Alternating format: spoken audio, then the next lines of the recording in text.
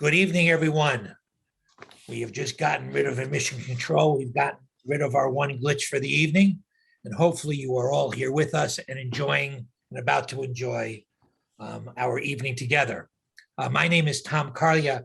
I'm the Senior Vice President of the Diabetes Research Institute Foundation, and we are very glad that you're here. Here at the Foundation and at the Diabetes Research Institute, we have one goal, and that is to cure diabetes. Almost everybody here, if not everyone here, has a huge passion about this cure. Many know me online as Diabetes Dad. I have 2 kids with this disease, and we are completely dedicated and will not stop until we get to that cure. But right now, well, tonight we're going to focus in on keeping kids with type 1 diabetes safe at school. We have parents, we have teachers, we have caregivers from all around the country and even internationally. In fact, right before we started, to one country, they were up at 3:30 in the morning so they could join us right now. So we welcome them as well as everyone else. And we have the experts here to answer all of your questions. Let's get started. I'd like to introduce you to our moderator, who is Dr. Jay Skyler. Jay Skyler is the Deputy Director of the Diabetes Research Institute, and as many know, is one of the most distinguished leaders in the diabetes research and treatment areas of diabetes in the world. So we're so glad for all of our panelists to be here. Dr. Skyler, take it away. Thanks, Tom, and welcome to everybody who's participating. I see right at the moment we've got 63 people involved, and we've got a great panel of experts to try to answer the issues that are of interest to you. There is a Q&A button, and there is a chat button where you can ask those questions. I have a list of questions that have been pre-prepared that I'll pose to the panel. But we're going to go through and each of them will spend a couple minutes just giving you a broad overview of things from their perspective. First, we have Janine Sanchez. Janine is director of the Pediatric Diabetes section here at the University of Miami Miller School of Medicine, and that's part of the Division of Pediatric Endocrinology, and she's Associate Professor of Pediatrics. We also have Aleida Saenz. Aleida is Director of Patient Education at the University of Miami Diabetes Research Institute, and before that has done a number of other jobs within our setting, research, clinical, and otherwise. And she is a nurse practitioner and certified in diabetes education. And lastly, we have Dara Melnick. Dara has lived with type 1 diabetes herself for over 30 years. She's a licensed medical counselor and will look at things from the psychological point of view. So I'm going to start by asking everybody to give a few comments from their perspective, and then we'll try to get to your questions or ones that I have if yours don't come in. And why don't we start with Janine? Evening, everybody. It's nice to chat with you. Definitely the number one question I'm getting right now is about COVID and safety in school, and whether or not children should get the vaccine and what they should do about being safe in school. So we do highly recommend the COVID vaccine for all children that are over 12 years of age. Only the Pfizer has been approved, and this is the vaccine that we're recommending. Children with diabetes do have more risk if they get COVID. They are not at more risk. Nothing about the diabetes makes them more likely to get COVID. However, if they do get COVID, they have more risk of having complications from COVID. The vaccine, we know, is definitely helps protect them from the complications, the severe complications of COVID. They are not at any more risk of getting complications from the vaccine than anybody else or any other child. Under 12 years of age, the vaccine has not been approved yet. Those studies are ongoing. We are hopeful that there will be a version of the vaccine available for the under 12, but that is not currently available. So for the under 12-year-old children, along with everybody else, it's crucial that they're wearing their mask all the time. Here in Miami-Dade County, the schools have now been mandated to keep masks on in school, both by the public schools and most of the other private schools as well. And of course, we do recommend that they wear their masks, even if they've been vaccinated. There are no complications from children with diabetes from wearing a mask. And so we know that will help protect them as well as everybody else around them. So I will pass that back to Jay then. Helps if I unmute myself so I can say that the next person up is Aleida with introductory comments. Aleida. Hi, good evening. It's nice speaking to all of you today. I have received many questions about parents' concern about school and what to do. And the most important thing as a parent at the beginning of the school year is to contact the school and make an appointment to have a clear communication of your child's diabetes medical management plan, and as well as an emergency plan and the arrangements for somebody to be trained. There's a lot of communication involved. It's something called a 504 plan that we have around the country, and you can actually download some sections of it. The ADA has a PDF that you can download on the American Diabetes Association website, as do other organizations.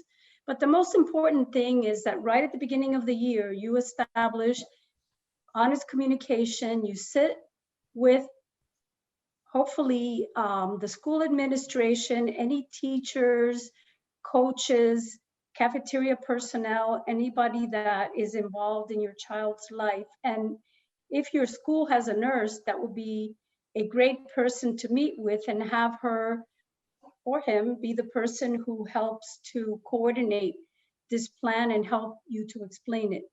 And to keep in contact with the school, because throughout the school year, your child's needs may change.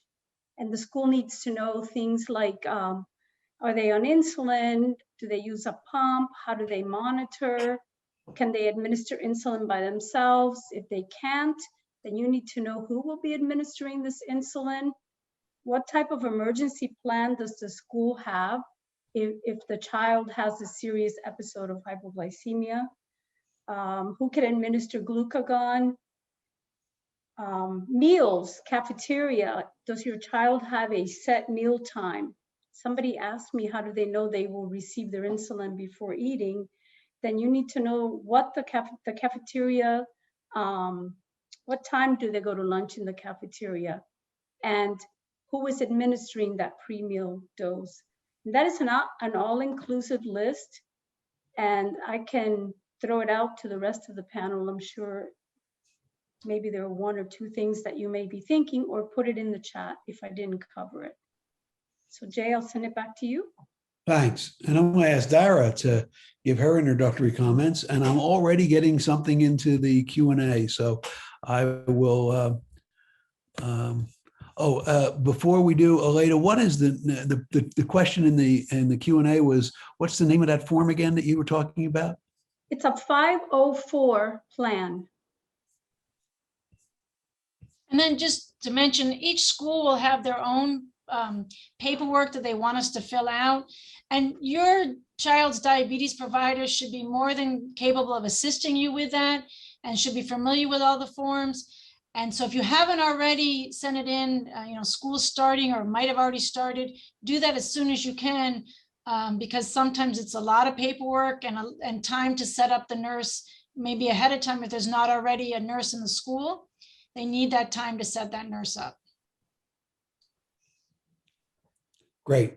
Now we'll go to Dara. Introduction, Dr. Skyler. I am so honored to be in Town Hall.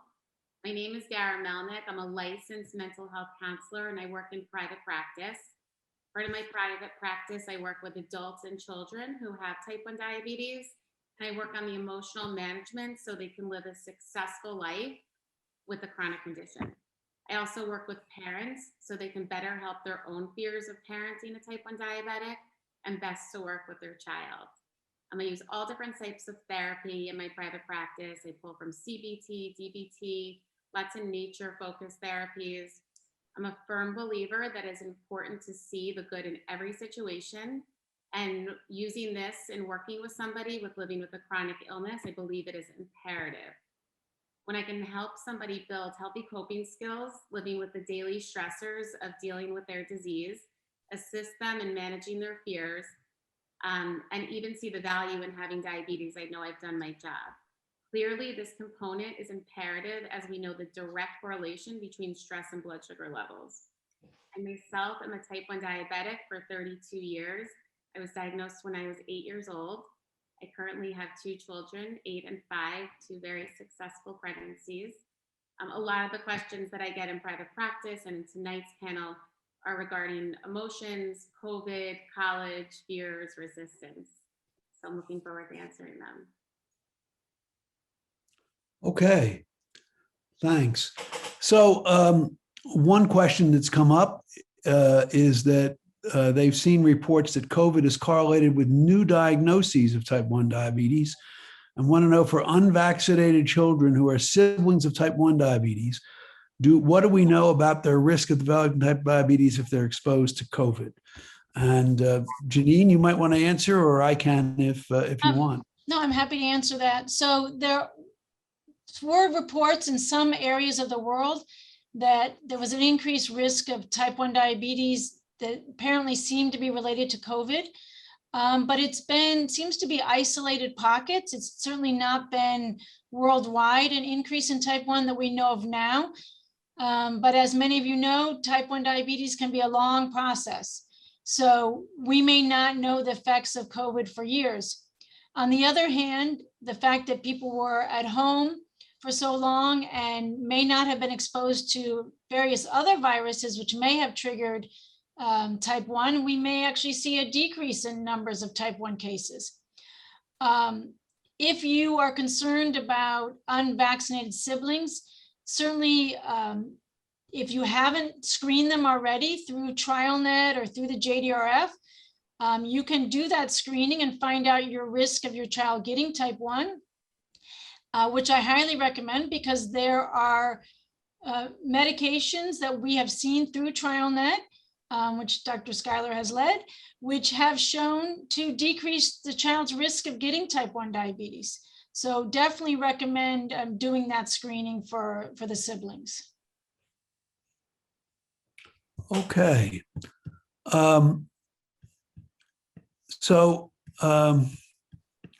What do people do when they have an unvaccinated child, particularly if the school in their area is not mandating masks? Aleida, do you want to try that one? I mean, I would say that probably if it's not mandating masks, I would encourage the child to wear a mask and do frequent hand washing and, follow the guidelines to the best of your ability. I don't really have a better answer. I don't know, Janine. The person in the chat wants to know if there's anything that we have that might help convince their school board that they should mandate masks. And I'm not sure that the CDC has put out some things. The Department of Education has for the Federal Department of Education, but I'm not sure there's anything that anyone else can do that will convince their school board if they've already made their opinion that they're not going to mandate masks. I think it's a tough question. Anybody have any other thoughts?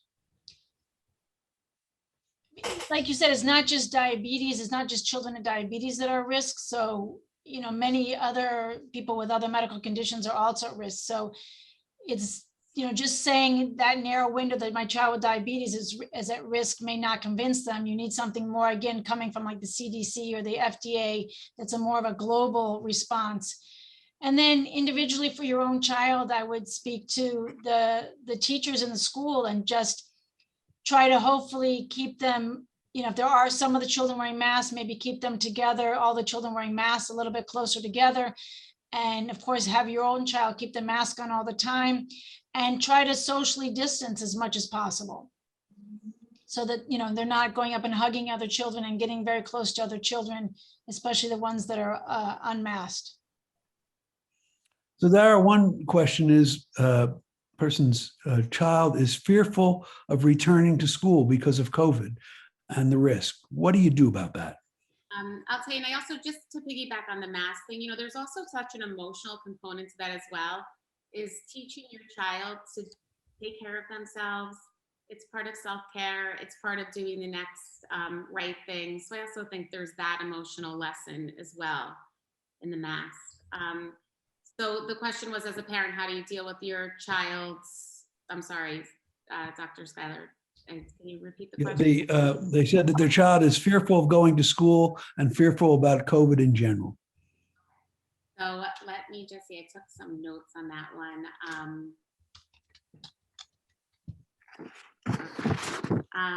So I get that a lot right now in private practice, that it is scary to go to school and fearful of, dealing with COVID in general.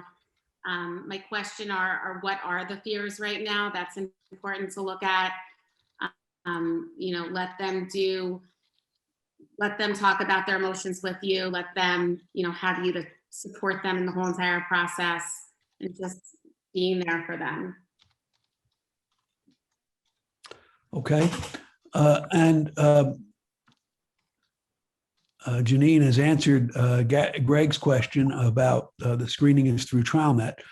I've got a question here that with CGM, how do school nurses dose corrections or premeal insulin?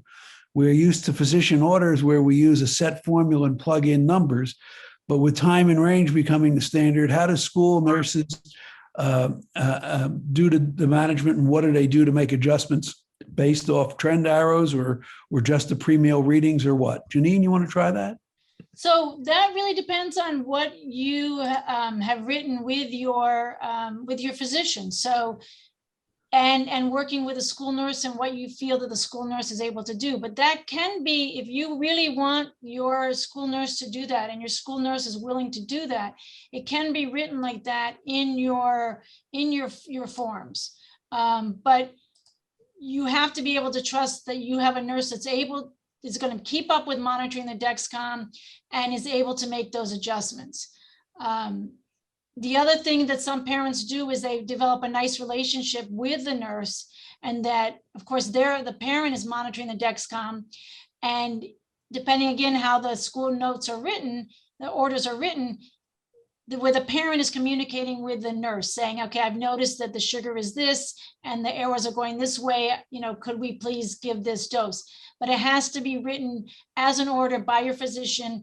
And so you all have to work together as a team to be able to make that happen. Not all nurses are capable of that level of fine tuning. So you want to make sure it's somebody you can trust and somebody that you develop a nice rapport with. Great.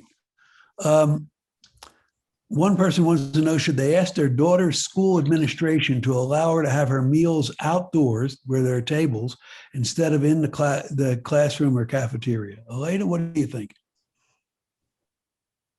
I mean, it would depend on the school and the safety of the child being outdoors. I would say I can understand why the parent would want that if they're concerned to have their child in a closed area.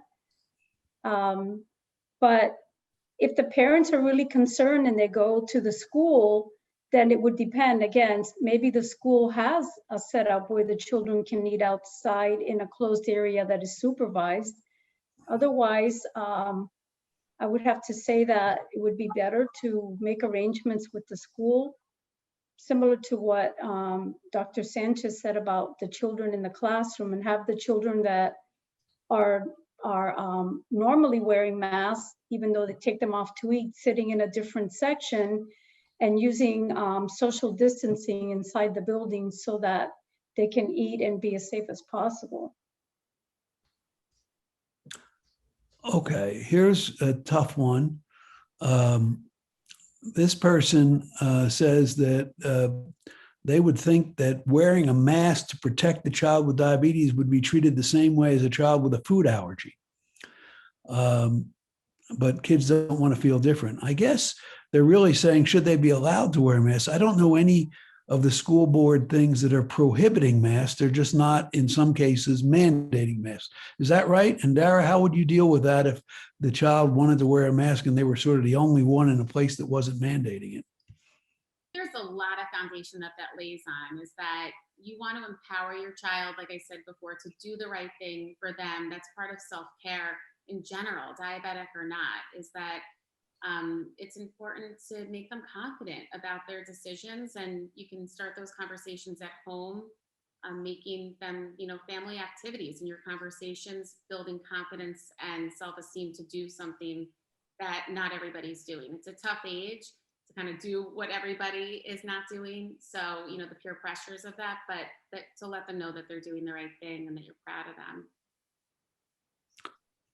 So the one question that's come in is that a government in another country is ready to encourage vaccinations of children of 3 years old and up with Pfizer or Sinovac. And what do we think about that? I think that, Janine, you want to take that? I mean, we don't have those final studies here. And if they're coming from that country, I haven't seen them. So, I mean, for us here, it's not cleared through the FDA. And so I would feel uncomfortable saying that, but I would definitely talk with your physicians there. They may have more data that we haven't seen. But here we don't have data down to that young age group yet. Yeah, but it is emerging, so hopefully we'll have it soon. Yeah, hopefully they are thinking that we'll get it to a younger age in the next month or so. So they had said originally September, October that we would have that data. So hopefully we'll have it soon. So here's another question that's come in. If virtual schooling through our school system is an option and the school is not requiring masks, is it safer to use the virtual choice until their son is eligible for vaccination? He's 8 years old. Well, I'll take it from the physical. Obviously, it's safer to not be exposed to COVID, clearly. But as Dara might say, there's a lot more to school than just that. So you have to weigh the physical concern with that versus psychological. And just before I pass it on to her, fortunately, most children who've gotten COVID have done very well. We are part of a national group, the Type 1 Diabetes Exchange, which has looked at children getting COVID that have type 1 diabetes. And most of them have done extremely well. They've had, other than some glucose variation that you would see with anybody who got any illness, they've done well. The exception is usually people who've had a high hemoglobin A1C. So if your child has a hemoglobin A1C that's over 9, that does put them at much bigger risk from getting COVID. But that fortunately, most of the children have done well with it. And there's a huge social component there as well, is that of course the less risk during this time physically will keep you safer, but socially I think it's really important to know who your child is and see what your child wants to do. Suicide rate amongst young kids is the highest that it's ever been because of the isolation that kids are experiencing during this pandemic. So it's important to definitely weigh out both, and again, know who your child is. Some kids do better virtually, socially, and some kids really. But I think that if you do make that decision to go fully virtual, if it is an option, to definitely look at other ways to expose them socially, to help them through that process. So someone wants to know, should they send their child to school at all if they have a weak immune system when they're 10 years old? So that would depend on what you mean by a weak immune system. Type 1 diabetes itself does not give you a weak immune system or mean you have a weak immune system. But if your child has a separate illness associated with an abnormal immune system, then you definitely want to speak to your immunologist, to whoever's taking care of your child for that condition, and get their recommendations for it.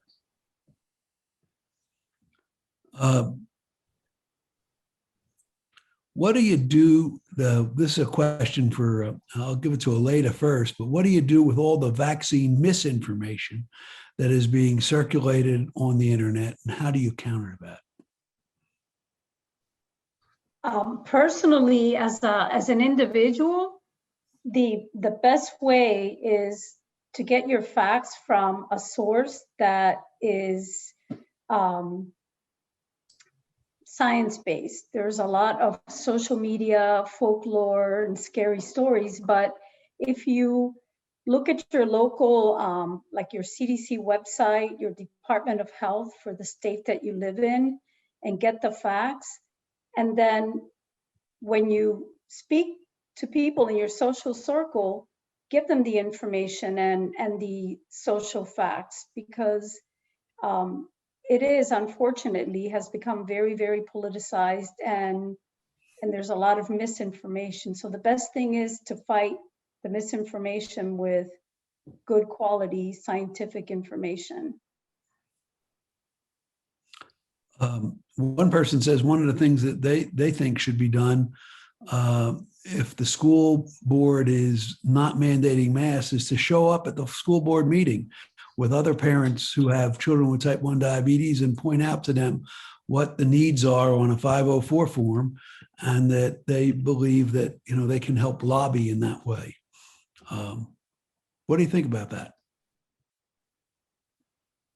I think that lobbying is absolutely important and banding together is necessary, but it goes back to just what I do in practice and how I try to live my life, is that we don't have control over other people's actions. And I think we've really highlighted during COVID, all we have control over is our actions and our behaviors and what we choose to do. And I think teaching that to our children at a very young age is imperative for their emotional development as well. So it's a good opportunity in this pandemic to see the lessons and the silver linings that it does, you know, show. Okay. What about kids going to college? What we've been talking mostly about heretofore are younger kids, but we do have kids going off to college. And I just read in the Wall Street Journal today that there are 700 colleges in the United States that are mandating that you be COVID vaccine or you can't show up. And many others are saying that if you're not vaccinated, you have to get tested once or twice a week, and you have to pay for your own testing. How do we handle all that stuff and convince these college kids that they need to get vaccinated? Anybody want to take that? Well, I think it's part of the discussion that we have about them, again, being at increased risk if they get COVID. And one of the things, I mean, these are older adults essentially. So you want to have the same conversation you would with anybody else about not just the risk of if you got COVID right now and the effect that having COVID immediately would have on your glucose levels, but what are the long-term effects of COVID, what, you know, known as long haulers. Is we know now that there's a lot of young adults who are having long-term myocarditis and fatigue issues and just multitude other long-term problems that are occurring sometimes weeks, months after they get COVID. And so the importance of, you know, you've got a long life ahead of you and you want to be as healthy as possible and you want to avoid these complications. And if nothing else, avoid the cost of continually testing and the annoyance of having to go frequently and get that testing. And that may be more important to them than the rest of it. Yeah, I think that's probably right. Getting that stick up one's nose does not feel good. There's a lot of incentive right now to getting vaccinated. So I think just, you know, letting them know what it is if they don't know. Right. What else do you want to bring up, Janine? Well, maybe just, you mentioned college. So I was going to throw this to Aleida, was just the preparation that that we need to send these kids off to college and what we want to make sure that we've covered with them before we send them off. Aleida, I don't know if you want to go through that a little bit. Yes, I actually have seen 3 college students in the last 2 weeks. One was just coming down here, age 18, from Pennsylvania to go to the University of Miami. And he was putting on the bold face, but he was petrified. So we had planned, and we hopefully will in the future, to have a college sort of focusing on college students transitioning from pediatric to adult and what they need to know for college. And what I did is really give, like I would have in a shorter period of time, an intensive course in, okay, now you're going as an adult, your parents are not going to be with you, reaching out to that college network. I'm trying to think of what it's called right now, but there is one, and I'll look for the link and I can add it to the chat. But making connections with other people, and as an adult, having the communication that the parents were having with their school, but as an adult, going to the school clinic with their diabetes management plan and meeting with them and talking to them about, hypoglycemia and wearing a medical alert bracelet. Who is going to give glucagon? And I had one young man who has a roommate, and he had spoken to the roommate about it, and the roommate was willing to learn and be trained to administer glucagon should he need it. So a lot of education of what was normally done for the parents, but an intense course for that transition. It's a really important thing to do. And also talk about alcohol and hypoglycemia and other substance abuse, and it can impair judgment, but it can also, hypoglycemia sometimes can mimic when somebody is impaired with alcohol or another substance, and having a frank conversation about that with your college student. Are there specific things about living in a dorm, Dara, that you need to be concerned about? Yes, so absolutely. And so to go back just to the college experience, when I'm working with my clients, I prepare them as much as possible. Obviously, transitions are never easy, especially as a young adult. So you want to just make it as easy on them as you possibly can. Having the supplies ready, having things on auto renew, making low kits, having doctor's numbers, like you said, the medical alerts. And one of the other little cheat sheets that I like is to go over, call the school, ask for some of the menu options. You can make a carb cheat sheet, and that way it's just easy for them. Fun personalized kits if your child's more outgoing, or even the overlay patches with your college logo. And the same thing with the underage drinking. I don't ever condone underage drinking, but it's obviously a time of exploration and experimentation. So making sure that they're aware of what low blood sugars can do. What alcohol can, lower your blood sugar, and also just the peer pressures and how to navigate through them. I do a lot of role playing with my clients before they leave for college or transitioning into different phases of their life.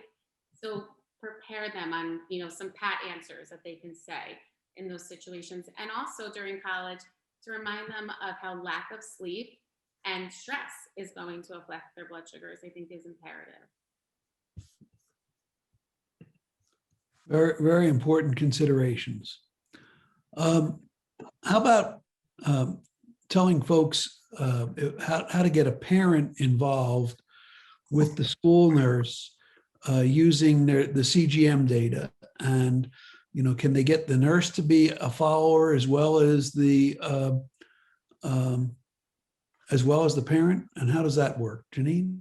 So certainly, if the nurse is willing, the CGM, most of them you can have multiple followers. So if the nurse is willing to do it, then that's ideal. because they're going to be missing class a lot less because the nurse can just monitor them remotely, as can the parents, especially in these COVID days. We don't want the kids wandering the halls any more than necessary and leaving their classroom. So if the nurse is willing to do that, that's excellent. The nurse may not be willing to do that though, because that's going to have to go on their own phone or their own iPad and something like that. But if you, again, establish a good rapport with your nurse, then a lot of times they will, because it makes their life a little bit easier as well if they can monitor from the CGM. And certainly the person with diabetes can show their own CGM readings to the nurse if the nurse has learned a little bit about it. And sometimes even the little kids, the 5-year-olds the kindergartners can follow their own CGM and speak up when they notice something. And so that's something you want to educate, not just the nurse, but the teacher in the classroom, the coaches. When the child says, listen, it's beeping and it says that I'm running low, I'm dropping down, that they all know to respond to that immediately. Yeah. Somebody wants to know if the nurse can mute the notifications when it's not school hours. And that works with the exception that you can't have an urgent low muted. The FDA has mandated that you can't turn off urgent low mutes. But on the person's own device, they can put up to a 6-hour gap where they don't get any notifications, including urgent low. So you got to program your device for that.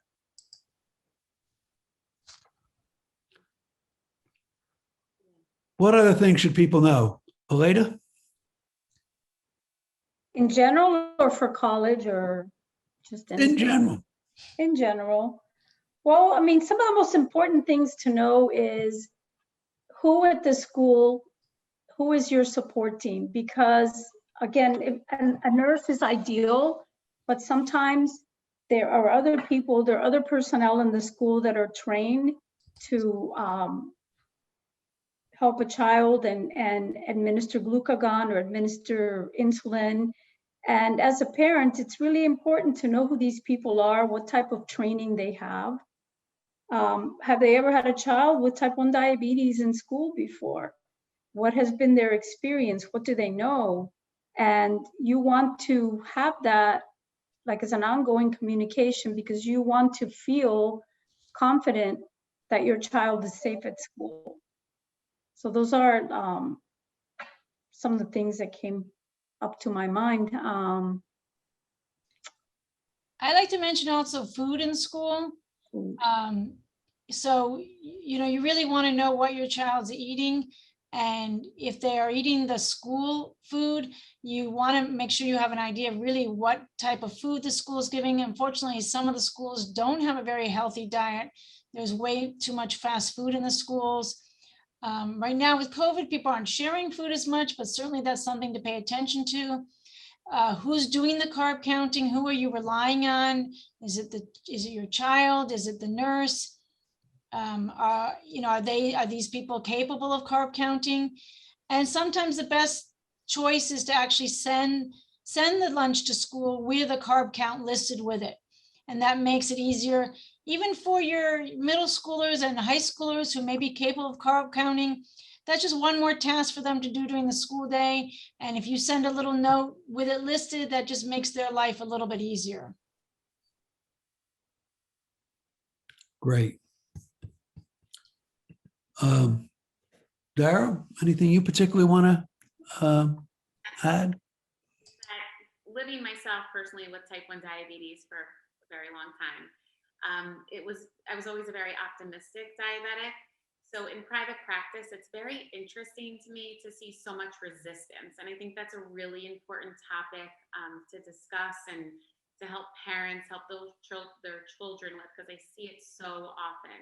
And it's definitely the most challenging for parents. And I look at resistance as a defense for feelings. And I think that's an important way. I try to turn things around so parents can see it differently, so they just don't feel like they're banging their heads against the wall. But just as your child goes through different developmental age patterns, so does their diabetes. And this is an important part to remember. And in private practice, I typically see resistance popping up around 11, 12, and unfortunately, I see it lasting into mid-20s. And you can reflect too, I'm sure, on your own preteen, teen, and young adult years, and you recall, that independence muscle you wanted to flex, and some parts of oppositional defiance that you might have exhibited at times. And this is your child's going through the same thing, but instead they're doing it and they're holding their diabetes hostage, which of course can be very scary to a parent, knowing the severity of long-term complications. But my best guidance during this time, which again, I think is just such an important topic, because everything that we discuss is, sounds so great, but it's when you get that pushback from your child, is to just support them no matter what. And remember, when they are expressing this resistance, is that you are going to be the one that's going to feel, a little bit crazy with it, is that it's, it's also denial for your child. And so that's an important component to look at when exploring their diabetes with them and how it makes them feel and all the other stuff that comes up with that. Now, we've got two questions about problems with people in school really understanding things. One is that the teacher continually rewards students with candy for good things. And how does one handle that and convince them that that's not a great idea? So I will tell you what I did with my children's school.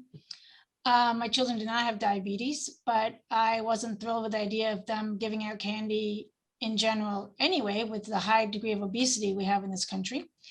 And so we provided the teacher with small things to give out instead. I mean, it actually came from like the birthday party little goodie bags, and everybody had a bunch of little, the pencils and the stickers and the little things that you get at all these birthday parties. And we just provided a treasure box to the teacher. And I mean, they were paying for the candy out of their own pocket, so now they didn't have to pay for everything. And when they wanted a reward, they went into the treasure box and they picked something out, and that was what it was. If you don't want to bring things from home in terms of COVID, you can still we'll supply this, cheap little toys that the kids love to pick up, and they're still getting a reward, but it's not a candy reward. Okay, that's a teacher problem. This next one is about a nurse problem, that the child went to the school nurse with his CGM telling her he was going low, but he was reading 85, but the trend hour was pointing straight down. And the school nurse made the child sit in her office until he was below 70 before she would treat him. And this person is suggesting that we need to better clarify in the orders with the nurses that trend arrows might be indicative of treatment and to trust the child. What do you think, folks? Aleida, Janine? Well, I think that is where the more detail you put in the treatment plan, the better, where you specifically talk about that a CGM shows the arrow because you're anticipating a low and you don't want to wait till the child is low. So that is something that you could outline in the plan. But also, when you sit and clarify and go through the plan and talk to the school nurse and make sure that she is trained properly, because again, some have more experience than others with CGMs and understanding what that means. And I think one thing to point out is that, remember, there can be a lag time between what's reading on the CGM and what's actually happening in the blood at that time.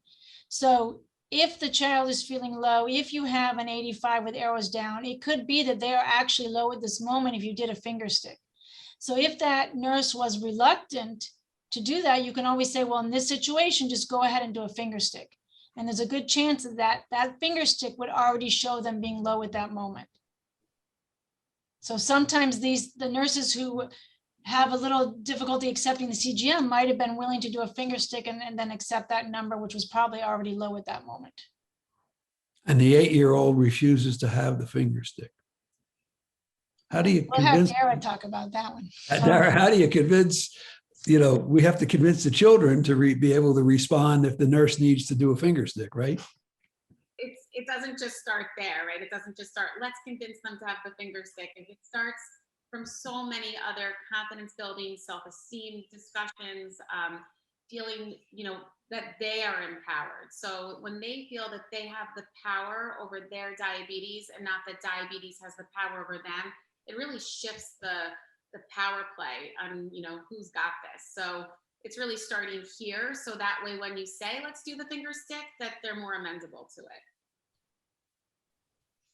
So it comes back to continuing good diabetes education throughout. And there should always be a link between the nurse and your physician. So if there ever is any doubt, the nurse should feel comfortable to be able to call the diabetes team and have any questions they have answered.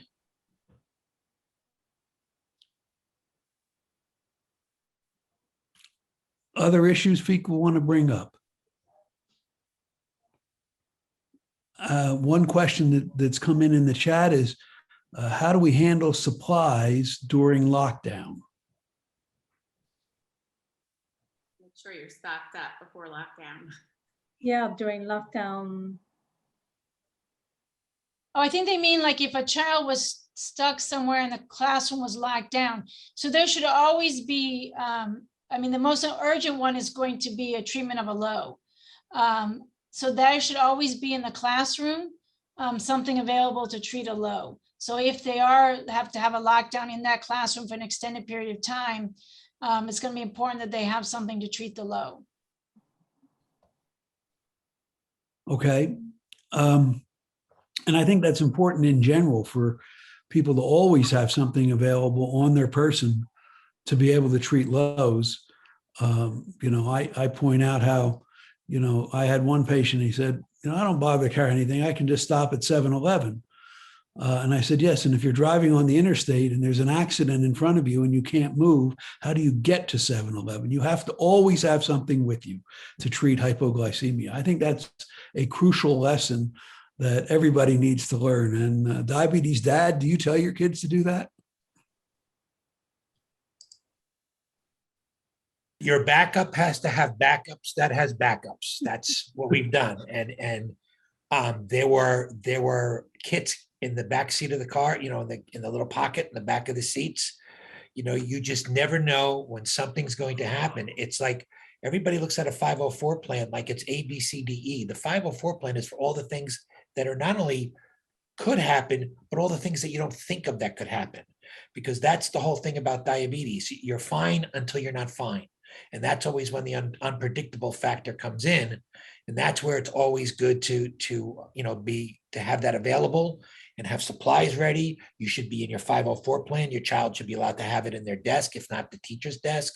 There's always a way to work with the administration to make sure that your child is covered and taken care of. And it's always good to do this in advance. We're talking about talking to your school officials. If you go the week before school, they're up to their eyeballs. Start making their appointments now. If it's 3 weeks before school, 4 weeks before school, where they have the time to chat with you. So it's always, and Dara started to say this before, if you're asking that young child to take that shot to test their blood for the first time, it should be the 60th time by that point. It's a lot of people, you have to do it. You have to preempt kids. People are traveling. I always say, don't wait to go through a scanner. Kids get scared. They don't know what it is. Do stuff at home. Wand them at home. You don't make it a game because it's not a game. But if they see things many times, they're not afraid of them. That's really what it boils down to.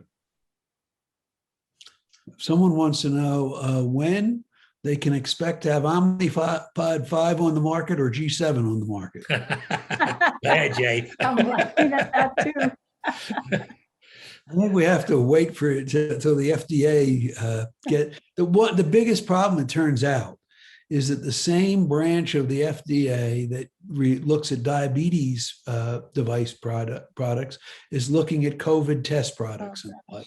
And the COVID has just overwhelmed them, and that gets priority. And so everything's been pushed back at the FDA. And so don't know the real answer to that. We're gonna have to wait and see. Here's another question, and I'm not sure which of you want to take it. This person wants to know whether their child with type 1 diabetes can participate in sports in after-school programs, and how you would deal with the insulin dosing for that? I think sports are great for kids. And one of the things with sports is depending on what your child's response to exercise is, because we know that some types of exercise raise blood sugar, some lower blood sugar. If your child is enrolled in sports, then you should be prepared with something to treat hypoglycemia. If they tend to get high, then to have the insulin available. If they're wearing a pump or a CGM, of course, that would be the easiest way. But definitely sports are great for kids. I have a son with type 1 diabetes, and he participated in Boy Scouts. He did karate, he did gymnastics, and all of the sports made him feel really good about himself and to learn how to manage the diabetes with the tools that we had at the time and get the benefit of participating in sports. You should definitely make a plan with this with your diabetes team. So you want to talk with them about it, and it will depend not just on the different sports, like Aleida mentioned, but the timing of the sport. Are you going to do something in the morning, in the afternoon? How vigorous is it going to be? And sometimes there's a difference between a practice and a game. A game, you got more adrenaline running, so you may have a different response between the two times. So it's definitely something we want them to participate in. But we want to make sure they do it safely. So discuss it with your diabetes provider ahead of time, so you come up with a plan of how you're going to adjust the insulin versus maybe adding an extra snack, depending on what their response with the different exercise. So that's exercise. What about other more complicated out-of-school programs, like going on an overnight field trip? When the teachers may feel uncomfortable with the person with diabetes being there, and the nurses may not be available. So the same thing, you're going to have to set up a plan. And is your child capable of doing the diabetes care by themselves? Who else is going? Are there going to be other chaperones going that know diabetes, that are willing to assist? Do they have a sensor where you can be monitoring it from afar? So certainly we want them to be able to participate in all types of activities, but it does mean setting up a plan in terms of who's managing the diabetes, who's communicating with you, and making sure that everything's being covered, from the meals, the carb counting, who's going to be responsible for all this. But it should be a doable plan. We want these kids to have a normal life and participate in normal activities. It just may be a lot more work initially to set it up. What about a close contact sport like karate during COVID? Would you continue to do it, or would you hold off on it, or would you mask, or how would you approach it? I don't think that diabetes should necessarily, sway that. I think that if your child loves karate and you feel that, the benefits outweigh the risk in this specific situation, knowing the studio, and it's something that they love to do, I wouldn't necessarily take it away from them. There's measures to do it safely, even during COVID. Maybe it's an outside class, or maybe you want to ask the studio if they can do an outside class. Obviously wear a mask, and I would assume that it wouldn't be as close as it would be necessarily prior to COVID. But I think that socially it's important to continue to let them do the things that they love. Okay. And one question that a person has is, when do you use glucagon? Only if the child can't swallow and eat something to raise their blood sugar, or what's the deal? Well, if they're unable to swallow because they're unconscious, or sometimes if they're uncooperative, sometimes during a low, they become very uncooperative, or they just don't want to swallow something, then you give them the glucagon. Okay. So what I'd like to do now is go around and have each of you give a 1-minute last point of wisdom to the audience, and then Tom will close. We'll start with Dara this time. We'll go in the opposite direction of what we did when we started.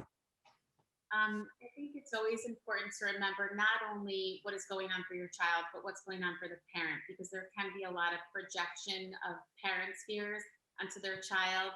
And it's important to let them really have power over their diabetes. And I think that if anything, COVID has really a lot of parallels to being a type 1, is that the show must go on and we have to find the good in challenging times, and that your child can do anything that they want to do. And it's important to let them know that. Great. I agree with that. Aleida? Well, I would say that the most important thing is going to be planning and communication, so that you have a good plan, you've communicated with other people in the school, and that way your child will have a more successful and safe experience at school. Janine? And just work together as a team. So you're a team, your child, yourself, the school professionals, and your diabetes team. And so everybody should be joining together to make it a safe experience for your child as possible, and get vaccinated. Yes. Indeed. And as soon as your child is eligible for vaccination, you should be off to have it done. Tom, we'll turn it back to you for the last word. Wow, what a fabulous night. Thank you, Dr. Skyler, and every one of our panelists who really just added so much to this evening. The basis of information that you gave for all of our kids in college, all the way down to kindergarten, even in karate classes, to start the year off right. Thank you so much for that. For those who are online watching, we'll be providing all of you with a post-event info sheet with helpful resources that will come from all of our panelists. We also have a video series about 504. If you go to diabetesresearch.org/504, you'll see a video series that we have on that. If you have additional questions, please email us at info@drif.org. You can also learn more about the Diabetes Research Institute and our singular mission to find the cure by visiting the website at diabetesresearch.org. Thank you for joining us tonight. Stay safe and good night.